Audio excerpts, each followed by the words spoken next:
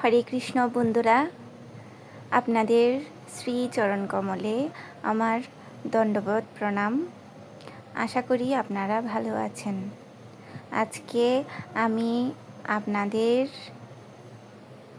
দর্শন করাবো শ্রী শ্রী রাধা বৃন্দাবন চন্দ্র মন্দিরে নৃসিংহ চতুর্দশী উপলক্ষে কি কি অনুষ্ঠান হলো। এখন আমি মন্দিরের ভেতরে প্রবেশ করে দেখব ভক্তরা কি কি সেবা করছে। আপনারাও কৃপা করে দর্শন করুন। এখানে আমরা দেখতে পাচ্ছি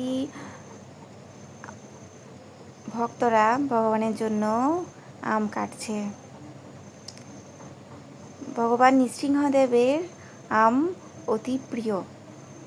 এখানে আরও দেখতে পাচ্ছি ভক্তরা ভগবানের জন্য গাজর কাটছে। এগুলো দিয়ে ভগবানের জন্য গাজরের পায়েস হবে। হরে কৃষ্ণ কৃষ্ণ কৃষ্ণ হরে হরে, হরে রাম রাম রাম হরে হরে। এখন আমি আপনাদের দর্শন করাবো নৃসিংহ চতুর্দশী উপলক্ষে ভগবান নৃসিংহদেবের যজ্ঞের জন্য যে যজ্ঞবেদী ভক্তরা সাজাচ্ছে।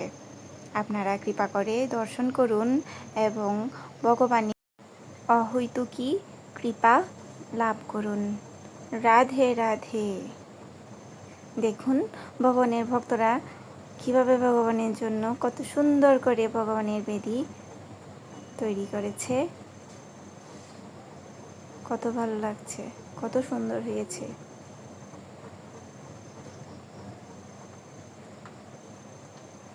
এখন আমি আপনাদেরকে দর্শন করাবো শ্রী শ্রী রাধা বৃন্দাবন চন্দ্রকে।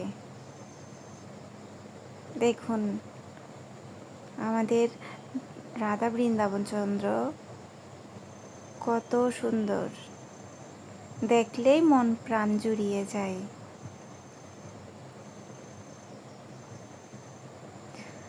জয় শ্রীকৃষ্ণ চৈতন্য প্রভু নিত্যানন্দ শ্রী অদ্বৈত গদাধর শ্রীবাস আদি শ্রী গৌর ভক্তবৃন্দ। হরে কৃষ্ণ কৃষ্ণ কৃষ্ণ হরে হরে, হরে রাম রাম রাম হরে হরে। রাধে রাধে।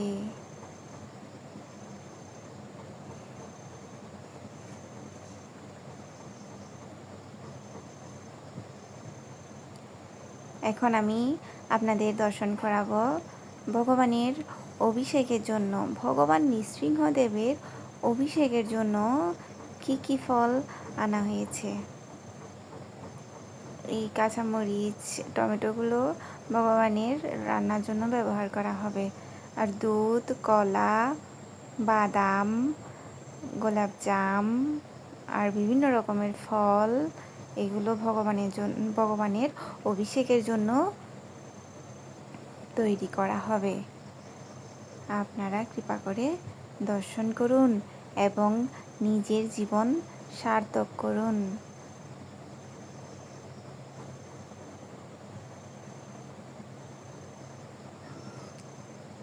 ভগবান নৃসিংহদেবের যজ্ঞের জন্য সুন্দর করে বেদি সাজানো হয়েছে।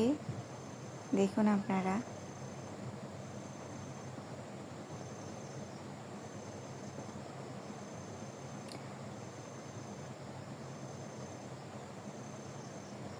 কিছুক্ষণ পর যজ্ঞ শুরু হয়ে যাবে।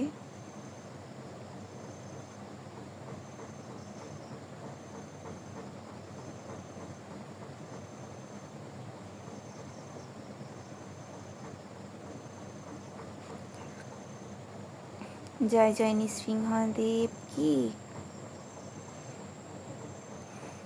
জয় জয় ভক্ত শ্রেষ্ঠ প্রহ্লাদ মহারাজ কি,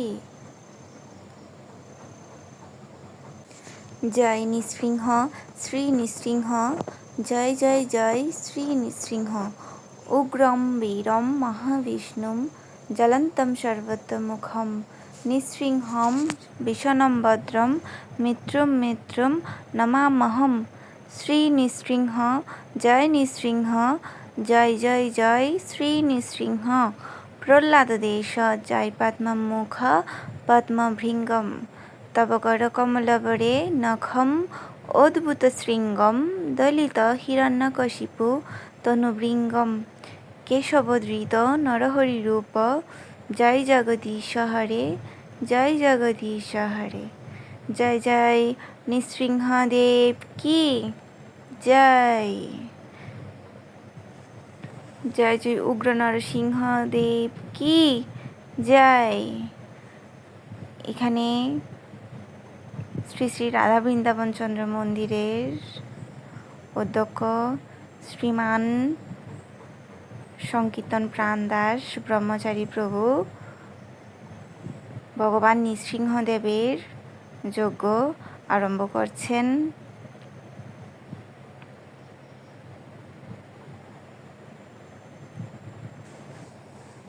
আপনাদের এখন আমি ভগবান নৃসিংহদেবের একটি অপূর্ব লীলা শ্রবণ করাবো। আপনারা কৃপা করে ভক্তি সহকারে ভগবানের এই অপূর্ব লীলা শ্রবণ করুন। এই অপূর্ব লীলাটি মায়াপুরের নৃসিংহ লীলা। একবার প্রতিদিনের মতো সেদিনও নৃসিংহদেবের পূজা চলছিল। পঙ্কজাঙ্ঘ্রি প্রভু লক্ষ্য করলেন যে নৃসিংহদেবের গলার মালা থেকে একটি ফুল খসে পড়ল। এই দেখে তিনি দর্শনার্থীদের জিজ্ঞাসা করলেন, আপনারা কেউ কি নৃসিংহদেবের নিকট বিশেষ কোনো প্রার্থনা করেছেন? সামনের দিকের দর্শনার্থীরা কেউ কিছু বললেন না, কিন্তু পিছনের দিক থেকে এক মহিলা অশ্রুসজল চোখে এগিয়ে এলেন। তিনি বললেন, আমার একমাত্র মেয়ের 4-5 বছর হলো বিবাহ হয়েছে, কিন্তু তার কোনো সন্তানাদি হয়নি। তার শ্বশুরবাড়ির লোকেরা এটিকে অশুভ বলে মনে করছেন। তাই আমি নৃসিংহদেবের কাছে প্রার্থনা করছিলাম যে তিনি যদি তাকে এই অসহায় অবস্থায় সাহায্য করেন। তারপর পঙ্কজাঙ্ঘ্রি প্রভু বললেন, আপনার প্রার্থনা নৃসিংহদেব মঞ্জুর করেছেন। তার প্রমাণ হচ্ছে তার গলার মালা থেকে একটি ফুল খসে পড়েছে। মন্দিরের ওই পূজারী মাতাজিকে বললেন, আপনি এটি নিয়ে যান, ভালো করে রাখবেন। আপনি এই ফুল ধুয়ে সে জল আপনার মেয়েকে পান করাবেন। 1 বছর পর সেই মহিলা তার মেয়ে জামাই এবং নবজাতক শিশুপুত্রকে নিয়ে হাসি মুখে নৃসিংহদেবের সামনে উপস্থিত হলেন।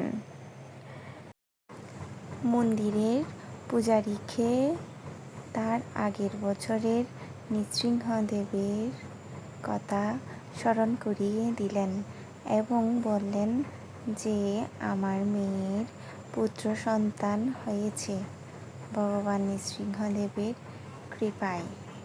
হরি বল। নৃসিংহদেব আসলে অনেক দয়ালু। তিনি ভক্তবৎসল। তিনি ভক্তদের কষ্ট কখনো সহ্য করতে পারেন না। তিনি ভক্তদের রক্ষা করার জন্য সদা সর্বদাই প্রস্তুত থাকেন। কিন্তু নৃসিংহদেবকে ভক্তি সহকারে ডাকতে হবে।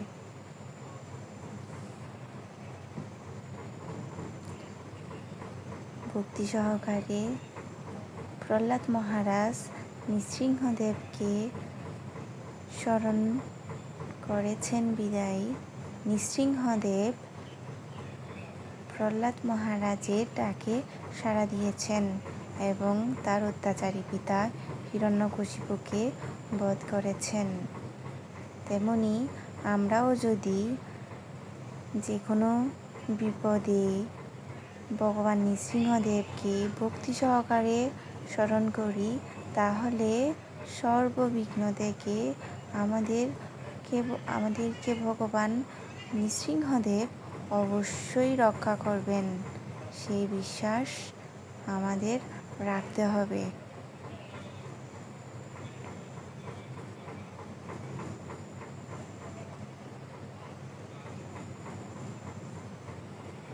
ভক্তি বিনা ভগবান পূজাতে সন্তুষ্ট হয় না। ভক্তি দিয়ে যদি পত্র, পুষ্প, ফল ও জল দিয়ে ভগবানের পূজা করা হয় তাহলেই ভগবান সন্তুষ্ট।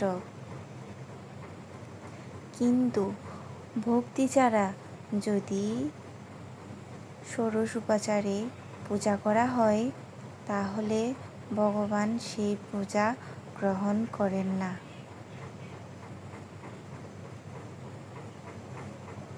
ভগবান ভালো ভালো নৈবেদ্য চান না, ভগবান চান শুধু ভক্তি। তাই আমাদের সবসময় ভক্তি সহকারে ভগবানের নাম স্মরণ রাখতে হবে, ভগবানকে ভক্তি সহকারে ডাকতে হবে,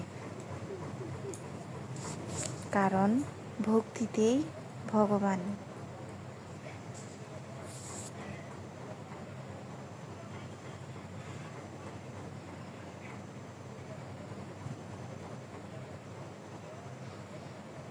নৃসিংহদেবের পূজা শুরু হয়ে গিয়েছে। আপনারা কৃপা করে দর্শন করুন আর নিজের জীবন সার্থক করুন।